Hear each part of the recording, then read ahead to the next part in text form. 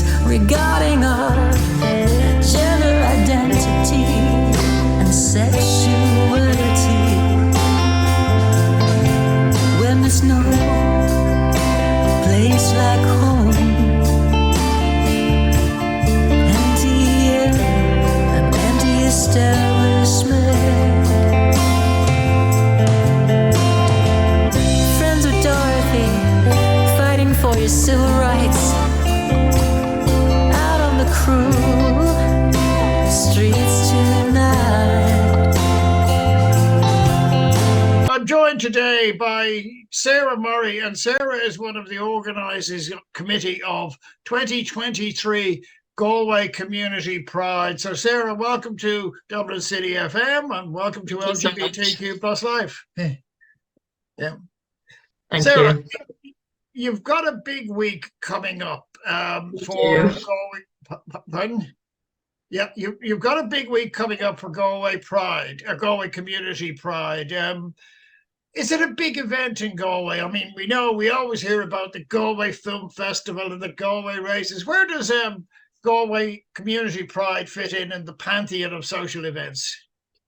You know, I think it's one of the last festivals that happen in Galway throughout the summer. We've got our Film Fleadh, we've got the Arts Festival, we've got Race Week, and then Galway Pride is right after it. This year we're having our biggest festival to date. We have over 50 events happening from Monday to Sunday. And we're just really, really excited about it. You know, we put so much hard work and dedication into bringing this festival this year, and we're really excited to see how it plays out. Tell me, Galway Pride, it doesn't tend to get the same publicity as, say, Dublin, Cork, and Belfast. What's its history? How long has it been going for? So Galway Pride has been going for 34 years. Is it that long? Well done. Yeah. So it's the longest consecutively run Pride festival in Ireland, which is really cool. And it was founded by Nuala Ward, who's still like a fantastic person and is still really involved with Pride itself, which is great. But yeah, we've been running for 34 years and we're really excited to bring this one to you this year. Yeah, so what is 34? That goes back to about what, like just about 1988? What is 1989? 89, I think it is, yeah. Yeah, I'm guessing it was a much smaller event in those days, was it? I mean, it was, I think. Yeah. Well, I know what Dublin Pride was in the excuse me, in the early 90s, even the early 20th century, and that wasn't a huge event either compared to what it is now. So, well done to Nuala. That's all we can say. You're calling it Galway Community Pride, and I suppose if you go with the Gaelga, it's Galway Bród, which also stands for Galway Pride. What's the emphasis on here? Is it the LGBTQ+ community, or is it the geographic community and the demographic community, I suppose I will put it? It is more the LGBTQ+ community. It is a Pride festival, you know. I think we really want to emphasize how involved the community is within the planning of Pride and things like that. We take a lot of what people say on board and, you know, try to make it as involved for like different members of the community as possible, you know. One of the things I've, shall we say, put to people over the last few years, particularly since 2015, when I started going to these events, and I'm talking probably the late 70s, early 80s here, I'm showing my age, Sarah, but we used to talk about a gay scene. Now we talk about a gay community in that sense of the word. Is that wishful thinking, or has that whole lot of thinking been consolidated so people now see themselves as a community within a community in that sense of the word? So what's the situation like in Galway as far as your interpretation? I think there'd definitely be a community. I mean, there's different community groups here. We've got a mock who's like a fantastic resource. for queer adults. And then we've got Gossip, which is a trans a non-binary space, you know, and Galway Pride and Galway Against Homophobia. There's a lot of organizations that kind of really come together and form the sense of community around Galway for the LGBTQ plus and wider groups, of course. Like we always welcome allies, you know, but definitely there's like a massive community aspect. We really rely heavily on what people have to say, and like we take their opinions into account and everything. So it's really made for them and with them in mind.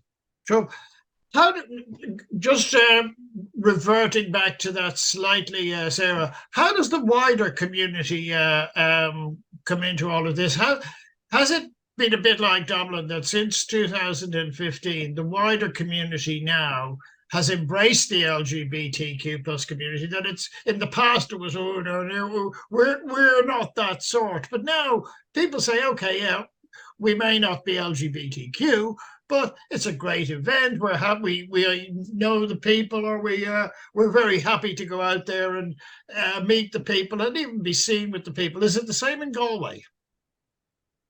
I don't I don't really know, to be honest. Yeah, no. What I'm saying, when you sorry, get to Pride, do you get even if it's just lining the streets, do you get people there cheering you on? I suspect in the past you might have got people being name calling and things like that, but I suspect now it's people admiring and at least respecting. Yeah, and you know, it's always lovely to see, like we walk down Shop Street as part of our parade, and you know, people will be out eating at restaurants or things, and they'll always be like really encouraging of the parade and things like that. So it is lovely to see, you know. And the other, which is an important aspect, because you can't, as I've always said, you can't have a revolution without a cash flow. How does the business community interact? Is the business community by and large supportive, or at least certain aspects of it anyway? I think we don't really do sponsorships, I suppose. We are a community pride, and that is something that we have been asked like not to do, but we do accept like donations. Companies have been great for giving us like prizes for like raffles or things that we're doing. You know, they've been really phenomenal in this process and have been instrumental in making Pride work. There's been some incredible local businesses that are offering their venues for Pride events and things like that. And it's just been really, really lovely to see the amount of support that we're getting. Yeah. Are you getting similar, shall we say, support in the sense that friends I've got who are organising, say, Drogheda Pride or Dundalk Pride or even Navan Pride, well, they may not be looking for money. These a lot of the business premises are quite happy now to put LGBT flags in their window, maybe even a banner or something like that. Is that happening in Galway as well? I definitely think so. Like we have little pride guides or little booklets that we'll leave with local businesses. You know, some people would like to put like little Galway Pride stickers out on their shop fronts, things like that. It's really, really nice to see. And you know, there's been pride flags up around businesses since June, all the way through August, which is really lovely to see too. Sure. Well, I suppose then that comes back to the council, or in your guys' case, perhaps the county council. Are they do they at least give moral, if not financial support? Yeah, so the city council has been incredible. They have helped with funding, and then also they'll be you know, we've had to get permission for the parade, and you know, we're doing a flag raising on the Monday and things like that. So they've been really instrumental in this whole process. Yeah, which is always good, isn't it? Because without you know, without civic support, it's very, very difficult to deal with these things. Do Galway do the same thing in Dublin, that we have a parade grand marshal, or do you dispense with such antiquity, such ancient ideas? No, we do have a grand marshal. This year it is. Sorry. Doesn't there is a Grand Marshal, that's the Yeah, main thing. we have a Grand Marshal and we also have a Youth Grand Marshal. So for people under 18, the LGBT youth group in Galway is Shout. They've done amazing work and they've chosen that person. So we have two Grand Marshals, yes. Okay, good. That's good. Yeah. No, something just before we talk about the events, because it is Galway Community Pride Week. It's not just a day of a parade or maybe a night, a day before and after. What's the situation? Because we appreciate Galway Pride Week is just one of 52 weeks of the year. What's it like for the other 51? Are there many places to go and meet people? Are they, are there, are there bars? Are there discos? Are there coffee shops and things like that? Because the infrastructure is ultimately what becomes very important for the other 51 weeks of the year. Yeah. Well, I mentioned Amok before. They do community groups quite regularly, if not weekly. They do drop-ins weekly, and then every month they'll have like a games night or like Anseo Agus Atchuk, which is a group done through Irish. They have some really great resources, and then there's Club Gas that happens. I think once a month maybe, which is like a drag show. But it's really for the LGBTQ+ community within Galway. Yeah, it's there's definitely community and events happening throughout the year and not just during Pride Week. Excellent.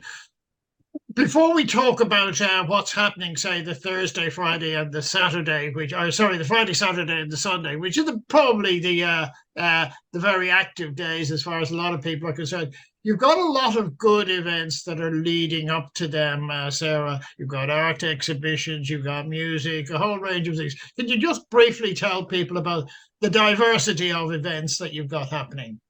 Yeah, so we have like a mixture of workshops and panel discussions. There's parties and support groups for, I suppose, minorities within the queer community. So we're going to be having like a trans and non-binary safe space. We'll have a disability space. We're having an open mic night for people of color. There's also going to be the Pride Parade, obviously, on the Saturday, which is kind of like the big main event that we're really excited about. Well, it's the public event, really, isn't it? Before I talk about that, I just want to let people know, because I have been a big friend and supporter of a group called the Jezebel Jocks. Now, they'll be taking place on Friday the 11th. Were you aware that Galway has become, if you like, the Las Vegas of drag kings in Ireland? It really is the place, the benchmark for everybody else. So I'm delighted that they're having an event this year for Galway Community Pride. Yeah. Okay, let's move along then. I was talking to somebody this week about Brighton Pride, which was taking place in the same week. They were very concerned that their parade was going to be called off because of the weather. Now, some of the if you like, the footage I've seen of previous Galway Prides, the weather can be a bit temperamental. What's the situation? Would you go ahead one way or the other, even if it was, obviously if there's a hurricane, you can't do it, but if it was a bit of a downpour, would the event still go ahead, Sarah? Unless the weather is dangerous and it's going to put people's health and safety at risk, like it's Galway. The weather is always unexpected. Last year we had a scorching heat wave that was like we needed to hand out sun cream and water to everybody. We try to make it happen despite the weather. And you've got some great events after the parade itself. You've got some great events that are taking place. Can you just briefly tell people about them? Yeah, so first up we have the street closure. So that's going from Dominic Street to William Street-ish. So when people funnel out of the parade, the road will be closed, and then the main parties are happening in the West End, I suppose. There's going to be a market happening in Massimo. Rainbow Umbrella Market are coming from Dublin to help us out with that. And then there is Club Gas, which is happening from 2:30 in the day. So it's extra long. This year, there is a yard party happening in Oris na Gael. So there'll be a drag kings and queens there too, and yeah, there's going to be a massive party in the West End, I reckon. Yeah. You've also got a movies that are taking place over a couple of nights. Can you give us a hint what some of them may be?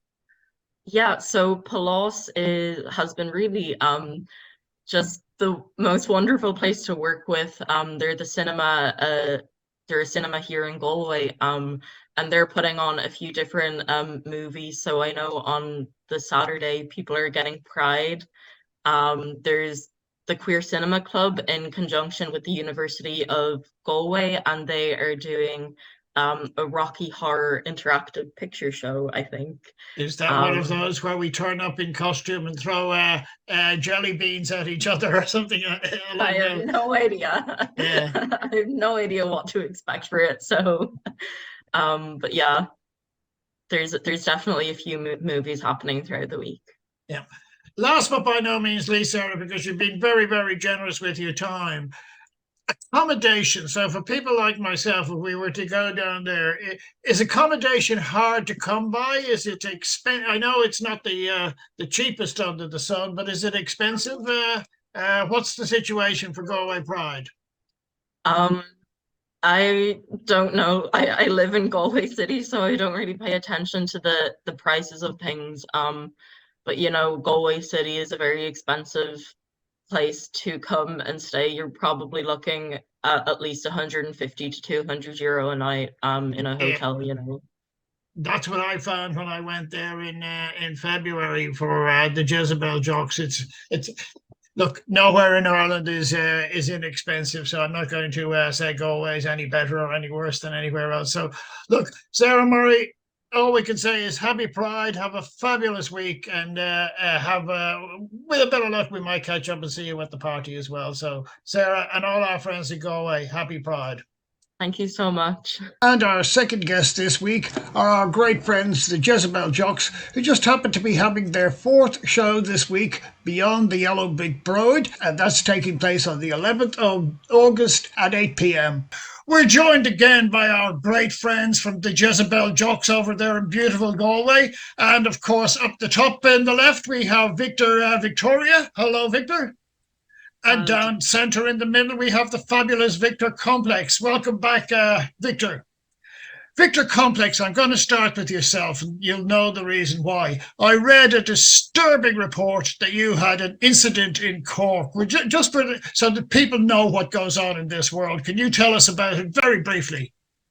Yeah, so unfortunately, the last weekend in June, the same weekend as Dublin Pride, I was doing a drag show down in Cork, and I unfortunately got assaulted by someone while waiting for my taxi home after the show. It was a bit of a scare, but I'm still going strong. I said, I have no doubt that he.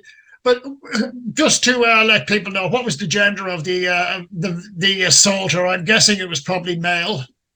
I assume male. I didn't stop to ask him. Yeah, it's incredible, isn't it? I've had the thing in the past where you get attacked for no reason. It's very distressing. And I just hope you're okay, because what I said to you on Facebook, you've got a lot of friends, and it's dreadful when it happens. Yeah.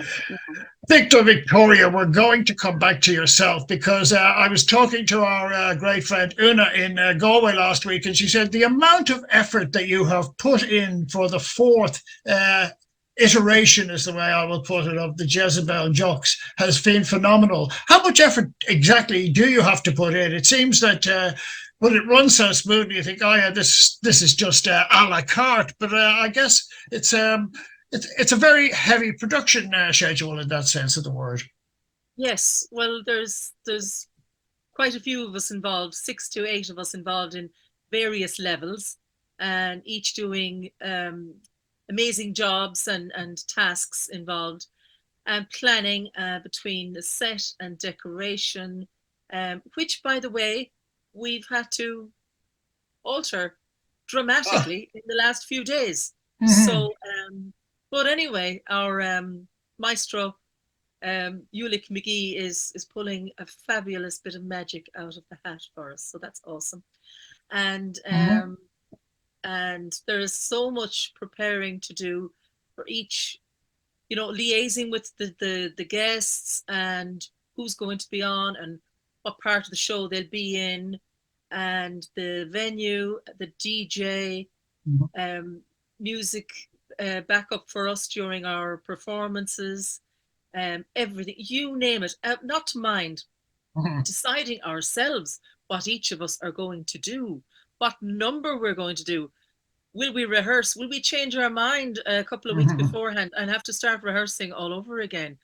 Lovely, interesting things like that going on, and some wonderful additions and surprises. But sure, look at it, all keeps us on our... Isn't it indeed? Victor Complex, last time round I gather that was your first performance as part of the Jocks. Did you enjoy it?